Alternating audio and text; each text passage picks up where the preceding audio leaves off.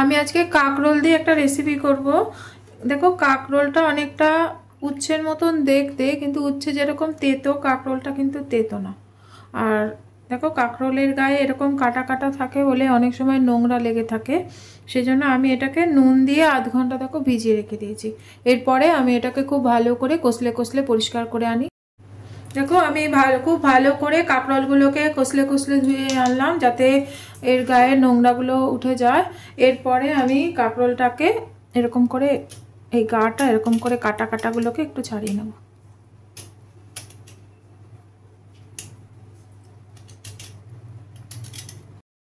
দেখো গাটা ছাড়িয়ে নিলাম, নেওয়ার পরে দুদিকটা এরকম করে কেটে নিয়ে মধ্যেখানটা এর মধ্যেখানটা এই যে বিচিগুলো এরকম করে ছাড়িয়ে নেব।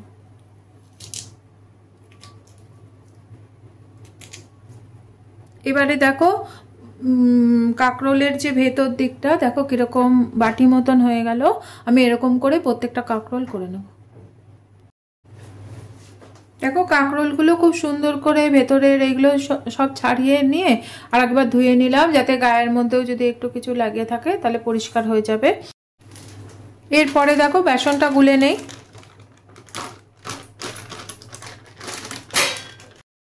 এরপরে অল্প করে সল্ট বা নুন দিতে হবে, খুব অল্প করে দিলাম। কিছুটা টারমারিক পাউডার, অল্প সুগার, এরপরে দেখো অল্প তেল,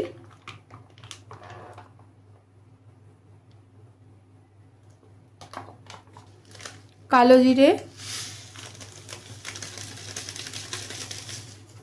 আজওয়ান,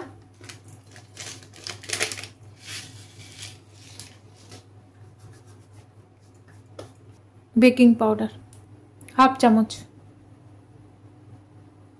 এরপরে যা যা দিয়েছি সব একসঙ্গে মিশিয়ে নিয়ে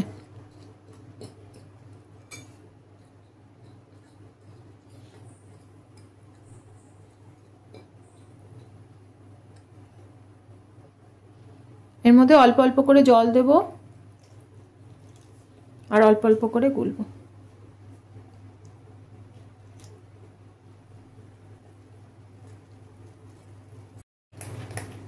বেসনটা দেখো কি সুন্দর করে আমি গুলে নিলাম, এই যে এরকম থাকবে ঘনত্বটা, বেশি পাতলাও হবে না বেশি ঘনও হবে না।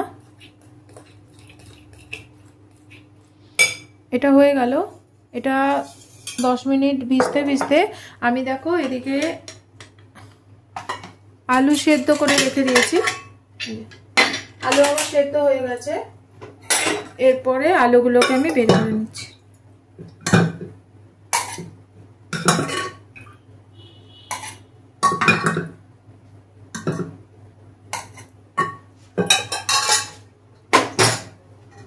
এবার এটাকে আমি এটা দিয়ে ভেঙে নিই। আলুটা যখন আমি সেদ্ধ করেছিলাম তখন আমি এর মধ্যে অল্প করে নুন দিয়ে দিয়েছিলাম। এরপরে যেটা একটু দানা দানা রয়েছে এটা দিয়ে দেখো চটকালে একটু বেশি সুন্দর করে ম্যাশ হয়ে যাচ্ছে। আলুটা ভালো করে মেখে আমি একটা বাটিতে তুলে নিলাম। এরপরে আমি গ্যাসটা জ্বালিয়ে নিচ্ছি। একটা কড়াই চাপিয়ে দিয়েছি। এরপরে দেখো কিউমিন সিড ভাজার জন্য দিলাম।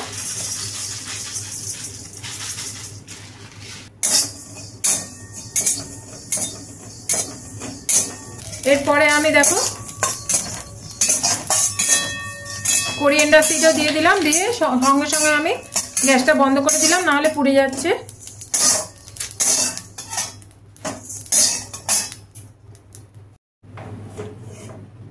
মশলাটা দেখো সঙ্গে সঙ্গে আমি এর মধ্যে ঢেলে নিলাম, কারণ বেশি ভাজা হয়ে গেলে আবার তেতো তেতো হয়ে যাবে।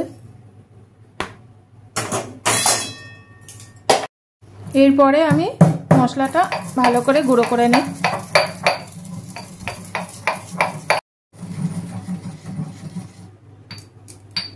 মশলাটা দেখো গুঁড়ো হয়ে গেল। এরপরে এই আলুর যেটা মেখে নিয়েছি তার মধ্যে দিয়ে দিচ্ছি পরিমাণ মতন যতটা লাগবে। এরপরে আমি আরেকবার গ্যাস জ্বালিয়ে নিলাম। এরপরে আমি এই কড়াইয়ের মধ্যে তেল ঢেলে নিলাম।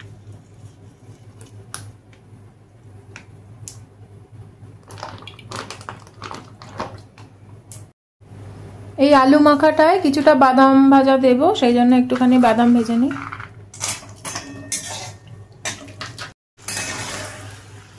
দেখো বাদামটা ভাজতে ভাজতে দেখছি, দেখো বাদামগুলো আস্তে আস্তে ফেটে যাচ্ছে, তার মানে বাদামটা হয়ে গেছে। এরপরে এই বাদাম ভাজাটা এই আলুর মধ্যে দিয়ে দিচ্ছি। গ্যাসটা বন্ধ করে নেই, না হলে আবার বেশি হয়ে যাবে।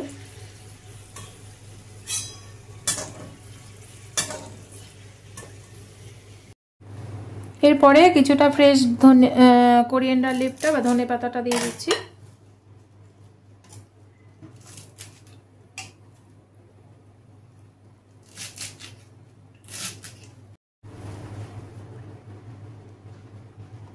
কোরিয়েন্ডারটা দিয়ে দিলাম। একটু লেবু দিয়ে দিচ্ছি, লেবুর রস বা লেমন জুস দিয়ে দিলাম। কিছুটা ব্ল্যাক পেপার পাউডার দিচ্ছি আর কিছুটা কাশ্মীরি রেড চিলি পাউডার দিচ্ছি। এটা ভীষণ সুন্দর, আমি জানি না কেন ভীষণ সুন্দর গন্ধ লাগে আমার, খুব টেস্টি বেড়ে যায় আমার এটাতে। আর ব্ল্যাক সল্ট, পরিমাণ মতন ব্ল্যাক সল্ট, আর অল্প সুগার, দুটো গ্রিন চিলি।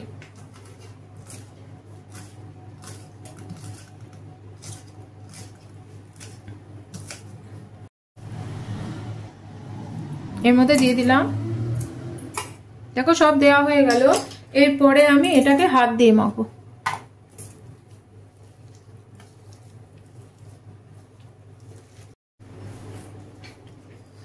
আলুটা দেখো খুব ভালো করে মেখে নিলাম।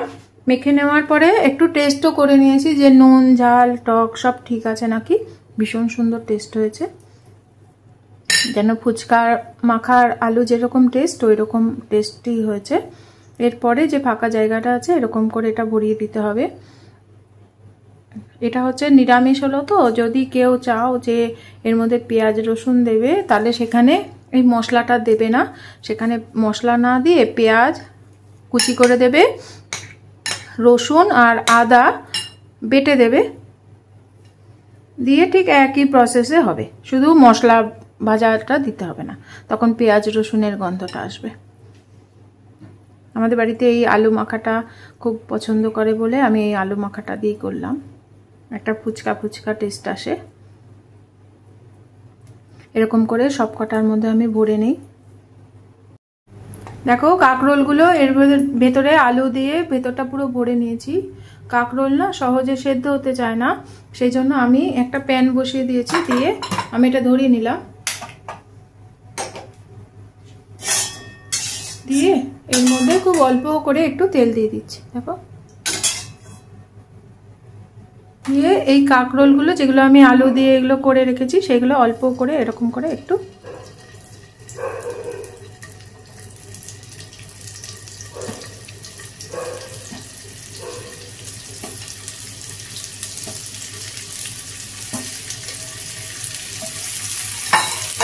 দিয়ে আমি এটাকে গ্যাসটা কমিয়ে দিলাম।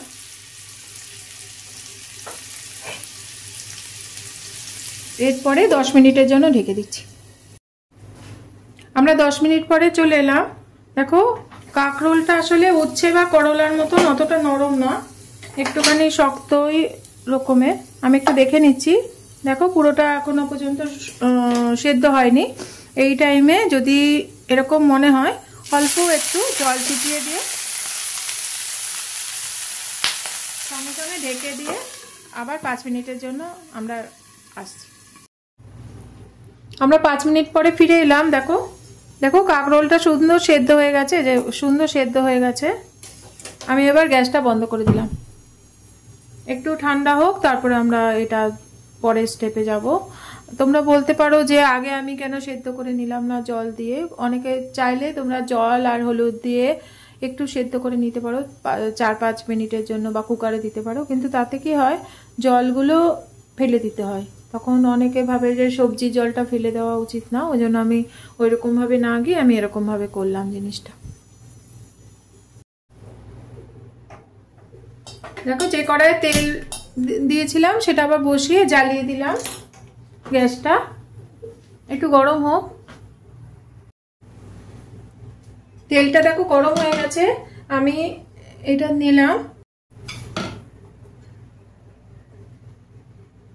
চামচ দিয়ে এরকম করে, ঠিক আছে, এরকম করে দিয়ে দিলাম, একটু নেড়ে নেই।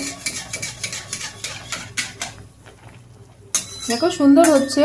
এখন আর বেশি তাড়াতাড়ি দেরি করার দরকার নেই, কারণ এটা তো সেদ্ধই হয়ে গেছে, এটা অত ভেতরে যে সেদ্ধ হতে হবে এরকম কোনো ব্যাপার নেই।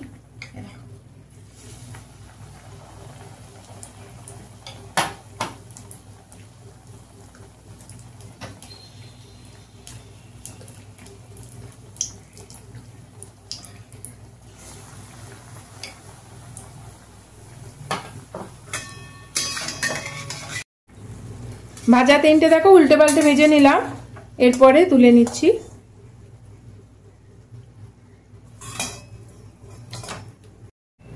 আমি এই তেলে দেখো 4টে লঙ্কা নিয়ে নিয়েছি, যাতে আমরা মুড়ি দিয়ে লঙ্কা ভাজাটাও খেতে পারি।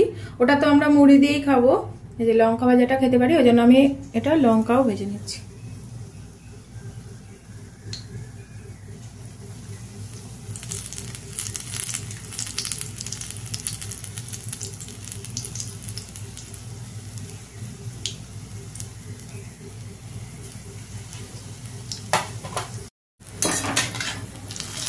দেখো লঙ্কা ভাজাটাও কি সুন্দর হয়ে গেল।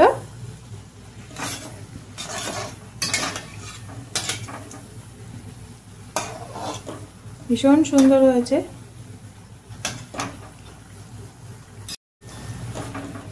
লঙ্কাটা যেটা ভেজে নিলাম সেটাও তুলে নিচ্ছি। আমার এই কাঁকরোলের রেসিপিটা তোমাদের কাছে কিরকম লাগলো অবশ্যই জানাবে। নতুন রেসিপি তোমাদের ভালো লাগলে অবশ্যই তোমরাও করে খাবে, আর আমাকে কমেন্টে জানাবে যে তোমাদের কিরকম লাগলো। তোমরা আমার ভিডিও দেখছো, সাবস্ক্রাইব করছো, লাইক করছো, সেই জন্য অনেক অনেক ধন্যবাদ। পরের এপিসোডে আবার নতুন আর একটা রেসিপি নিয়ে আমি আবার ঘুরে আসবো, তোমরাও সঙ্গে এসো, আমাকে সাপোর্ট করো। Thank you, by.